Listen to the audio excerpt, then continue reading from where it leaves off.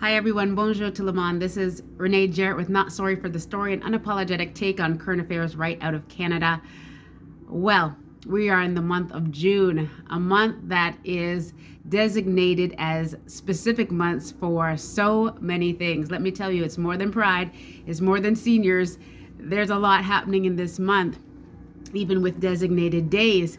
And if you've been online, you may have seen a counterculture push in saying no to the Pride agenda. And you might be asking, why is that? Is that hating on people? I just want to come here to specifically say two things about the push that we've been seeing with Pride increasingly over the years. First of all, when it comes to relationships were made to be between a man and a woman.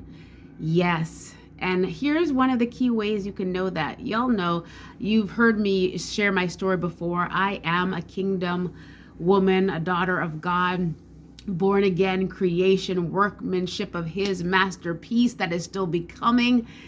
And yes, I know about attraction and different things like that. Let me tell you something. Back in my childhood, I remember walking home regularly and always passing an adult store, an X-rated store, and thinking that I want to go in that store. I don't know what's in that store, but I want to go in that store. And I remember that thought just was a fixated thought that just stayed with me.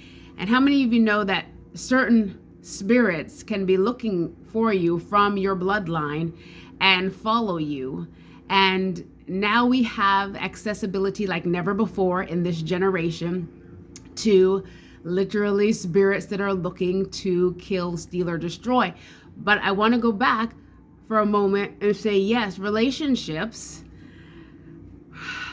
romantic relationships, intimate relationships were meant to be between a man and a woman. Here's how you can know. Because of what it produces. A relationship between a man and a woman is the only relationship that can produce children. I think that's a key ingredient there. I think there's something to look at there. Because why would that be? If all other relationships are legit, why is it that only the relationship between a man and a woman can produce children? Because that's how the Creator designed it to be. Yes, we can have attraction. Listen, I remember reading a great book called Relationships. And one of the key things that I read in it that was just mind-blowing for me was just that attraction is normal. Listen, you could have male and male attraction, female and female attraction. That's how you get friends. That's how you get to know people. You see, when you kind of are in a group setting or you just meet somebody and you click, it's because there is something there, an attraction, but it doesn't mean that it has to cross over into something that was never meant to be. The other thing I just want to say about the Pride agenda that's being pushed and increasingly over these years is that there is something, particularly with the Pride agenda, the LGBTQ plus, I know there are more letters, I'm forgetting them now. And I don't mean that rudely. I genuinely am forgetting them now. But with that agenda, there's an increasing push for people to bow. Why must people bow? Listen, you can love everyone. But that doesn't mean I have to now have a flag and literally make room for everything and everyone. If you don't say all the creeds, if you don't make the declarations, if you don't wear the shirt, if you don't get the bumper sticker, if you don't have the flag at your school board, which more and more school boards are saying, no, why are we singling out this one group